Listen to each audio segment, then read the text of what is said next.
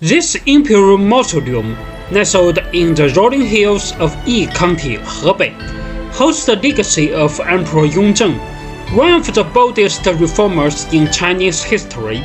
In our previous episode, we walked the sovereign spirit way that leads to his eternal rest.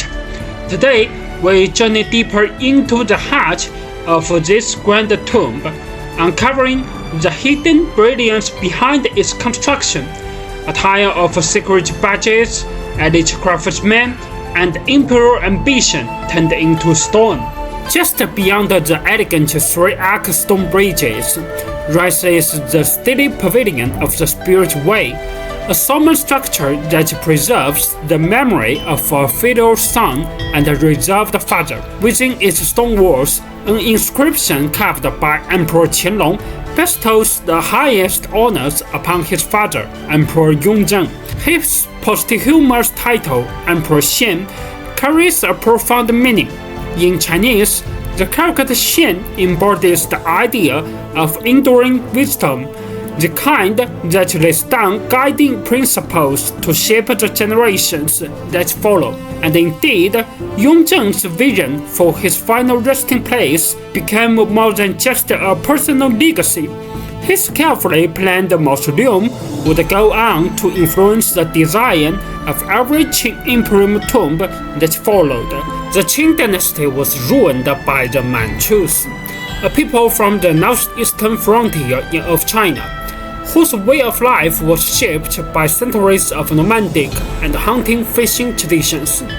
Much like some cultures in medieval Europe, the Manchus incorporated dairy into their daily lives. These customs found their way into imperial architecture. At the Longen Gate, the grand entrance to Emperor Yongzheng's tomb, stand two symmetrical side houses, one to the east and one to the west. Such structures do not exist in the mausoleums of the Ming dynasty. So why are they here? This side house was specially designed by the Qing court as spaces to prepare ritual offerings. Bowls of yogurt, pitchers of milk, wheels of chess, and delicate pastries, all laid out in memory of the emperor and empress. In essence, these buildings are architectural echoes of the Manchu past. Above the Longen Gate, it has a grand inscription plaque, written in three languages: Chinese, Manchu, and Mongolian, a powerful symbol of the Qing dynasty's identity as a multi-ethnic empire. Now we arrive at the plaza of the Longen Hall, the main site where rituals were conducted. Just south of the plaza stands a modest yet meaningful structure, the yellow glazed tile incense and paper burner, or fenbolu. This is where offerings, incense, joss paper, even symbolic goods are burned to honor the spirits of departed emperors and empress. But here is a surprising detail. In the Ming dynasty, these burners were made entirely of brick and stone. But the Qing dynasty brought innovation. The inner chamber here is built with cast iron, a clear sign of technological progress. I filmed this sport just after the Ghost Festival, held on the 15th day of the 7th lunar month. If you look closely, you can still see ashes, skulk marks, and burnt offerings, signs that recent rituals have taken place. This cast iron lining is no accident. In the early Qing period, China saw a major leap in metallurgical technology. Cities like Foshan in Guangdong became hubs of iron smelting and foundry craftsmanship. From mining to casting, the nation's industrial capacity was evolving. Alongside the advances in industrial technology, engineering management techniques have also progressed. The entire construction of Emperor Yongzheng's tiling mausoleum cost 2.4 million taels of silver. Converted into today's silver prices and US dollars, that amounts to roughly 130 million US dollars. This vast sum was first approved by the emperor and then distributed among several supervising ministers. These ministers who controlled the process of contracting Beijing-based private firms. Funds were advanced to these private firms, which carried out the work under the close supervision of the supervising ministers, Imperial guards, and officials from the Ministry of Works. Once the mausoleum was completed, the private contractors presented their expense amounts to the Ministry of Works. Any overspending was covered by the state, while unspent funds had to be returned. This system, official oversight combined with private contracting, was a framework established by Emperor Yongzheng. It already embodied key elements of modern commercial practice, making Yongzheng truly worthy of the title of reformer. As mentioned earlier, Qing Imperial tombs weren't built by imperial artisans, but by private contractors from Beijing, carefully selected and commissioned by supervising officials. But that raises a critical question. What if something went wrong? What if a building defect appeared? Emperor Yongzheng had a clear answer. Every imperial tomb project came with a 10-year maintenance warranty. If any flaws emerged within that period, the supervising officials themselves were held accountable, and they had to pay for repairs out of their own salaries. This wasn't just an empty threat.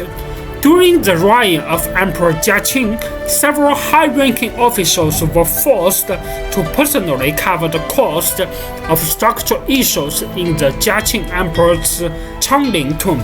In later episodes, we will talk about this story. Just before the square walled enclosure and the Soul Tower stands a solemn structure carved in stone. The five offerings vessels, a ritual formation originally borrowed from Buddhist ceremony practice. But during the Qing dynasty, the stone five offerings took on an additional role. According to ritual law, these vessels marked the furthest point. Female members of the imperial family were allowed to go during official ceremonies. Princesses and lower-ranking consuls could only stand on the southern side of the vessels. If the Empress or Empress Dowager herself was alive and presiding, she was permitted to stand on the northern side, closer to the Soul Tower. No matter how high their status, female royals were strictly forbidden from ascending to the square enclosure and the Soul Tower ahead. Above the emperor's underground palace is a walled courtyard called the Multi-Courtyard Yabba. It isn't named so because the craftsmen were mute, but because this secluded space sits in an inconspicuous part of the mausoleum, hard for outsiders to notice, quiet and hidden, hence the name. Directly in front of the courtyard stands a glazed screen wall. Beneath it lies the entrance to Emperor Yongzheng's underground palace. There has long been a rumor that Yongzheng's tomb was once targeted by grave robbers. For this reason, in the 1950s, the People's Republic of China considered opening the underground palace.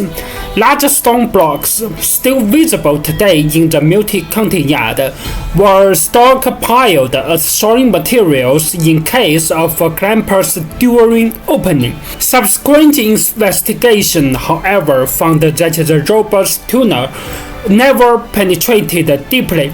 This indicates that Yongzheng's burial chamber remains intact. The stones brought in for the aborted operation were never removed and still lie there today. Now let's climb up for a closer look.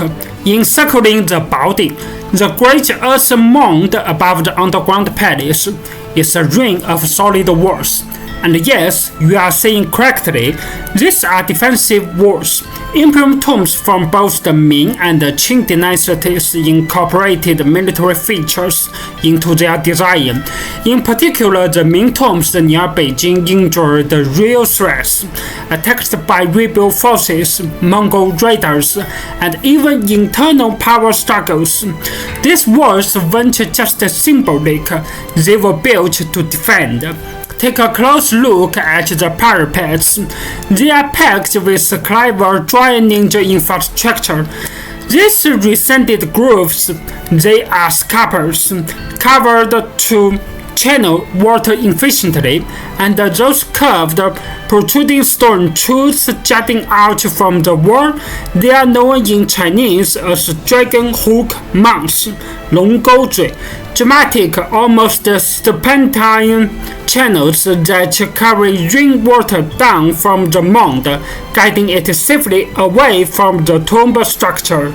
The square fortress is both the highest point of the mausoleum with a military watchtower known as Seoul Tower. Inside the tower stands a solitary monument, the Shenghao Stele. This stone tablet bears a formal inscription declaring the identity of the tomb's occupant. In essence, it is a final proclamation. This is a sacred resting place of Emperor Yongzheng, like a nameplate on a grand palace. The Shenghao Stele serves as an internal marker of ownership, one that speaks not to the living but to time itself.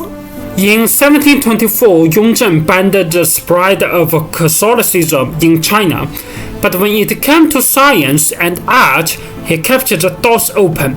He invited European missionaries into the Forbidden City, painters, architects, astronomers, and one of them, Giuseppe Castiglione, became legendary, known in Chinese as Lang Shining. His portraits and designs blended European realism with Chinese tradition, leaving a lasting mark on the Qing court. The court even published books on European perspective, spreading these techniques across the empire. So this was not an age of isolation, but of careful openness, where art and knowledge crossed borders and reshaped Chinese culture for generations. As a ruler who embraced the global cultural diversity, Emperor Yongzheng still witnesses the world's transformation. Humanity is entering the age of AI and robotics, and even this ancient tomb is not untouched. Here, in the stillness of Yongzheng's resting place, the future walks quietly on four legs. The Western Qing tombs now deploy quadruped robot dogs for patrons, blending high-tech with 18th century Imperial architecture. For centuries, guarding such vast tombs, especially at night, has become a challenge. Even in recent decades, safety has occurred, but that era may be fading. Robotic patrols and aerial drones are being introduced for night watch and perimeter security. In this way, Emperor Yongzheng is now silently witnessing the arrival of a new age.